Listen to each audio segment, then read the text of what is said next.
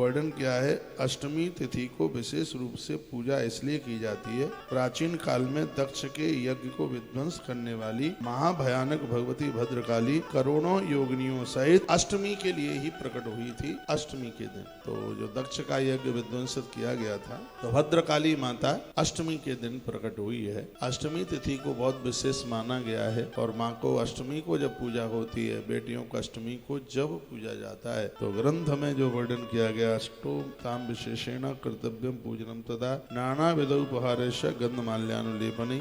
एक विधि पूर्वक यदि आपने पूजा करी है तो से ये जगदम्बिका माँ भगवती जगदम्बा अतिशय प्रसन्न हो जाती है, बहुत ज्यादा प्रसन्न हो जाती है। और माँ जब प्रसन्न हो जाए तो जिंदगी में किसी भी चीज की बिल्कुल भी कमी नहीं रह सकती। माँ के प्रसन्न होने पर ददात वित्तम पुत्रांश मतिम धर्मे गतिम शुभम, चारों पुरुषार्थ मिल जाते हैं, किसी भी चीज की कोई कमी नहीं रहती। पूज्या शैव होमैश कुमारी पूजन संपूर्ण तद्व्रतम प्रोक्तम विप्राणाम च भोजनम। नवरात्रा का पूरा व्रत कब होता है, एक ही श्लोक में बता दिया। पूजन तो नित्य जो पूजा होती है, हवन पाठ, कुमारी पूजन और ब्राह्मण भोजन, क्योंकि ब्राह्मण भोजन के बिना कोई भी अनुष्ठान पूरा नहीं होता। आप नवरात्रा में बेटियों का पूजन कर रहे हैं, अच्छी बात है। नौमी या दसवीं के दिन ब्राह्मणों को बुलाएं और ब्राह्मणों को भोजन कराएं, क्योंकि ब्राह्मण भोजन के बिना कोई भी अनुष्ठान है वह अपने आप में पूरा नहीं होता। भगवान व्यास ने लिखा है, संपूर्ण तद्व्रतम प्रोक्तम, संपूर्ण व्रत का पुण्य चाहने के लिए आप समापन के बाद ब्राह्मण को भोजन कराइए। भले आप एक जमाएं, दो जमाएं, 5 जमाएं, जितना बने उतना जमाएं,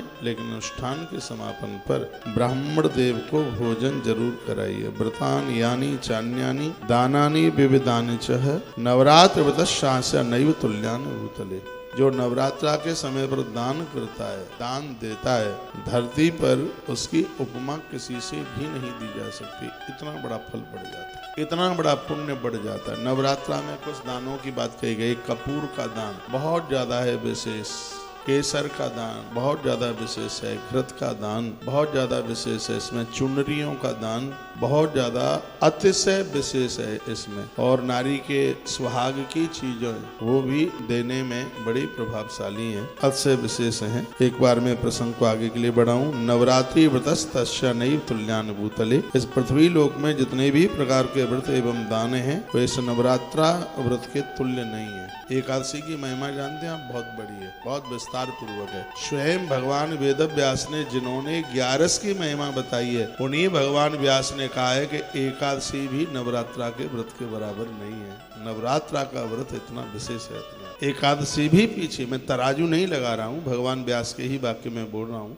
11 का व्रत करना जरूरी भी है और बड़ा प्रभावी है, लेकिन जो नवरात्रा का व्रत है इसके समान तो कोई व्रत ही नहीं है। शिवरात्रि भी नहीं है इसके समान, रामनवमी भी नहीं है, क्योंकि स्पष्ट एक ही शब्द में लिख दिया है कि इस व्रत के समान भूतल पर कोई दूसरा व्रत ही नहीं है। चांद्रायण व्रत, पाशुपत व्रत, कितने बड़े बड़े व्रत हैं, लेकिन नवरात्रा के सामने कोई टिकने वाला व्रत नहीं है। आप बड़े बड़भागी हैं, भाग्यशाली हैं जो नवरात्रा का व्रत कर रहे हैं, 9 दिन आहार छोड़े हुए हैं। यह माँ की कृपा से ही हो रहा है। जो आपने जो व्रत किया, इससे क्या मिलेगा आपको? लिखा है आयु राज्योदम चैव स्वर्गदम मोक्षदम तथा। जब तक जिंदे रहोगे तब तक आप निरोग होगे और मृत्यु के बाद ऊपर जाओगे तो मोक्ष को प्राप्त होंगे, ऐसा भगवान व्यास लिखा।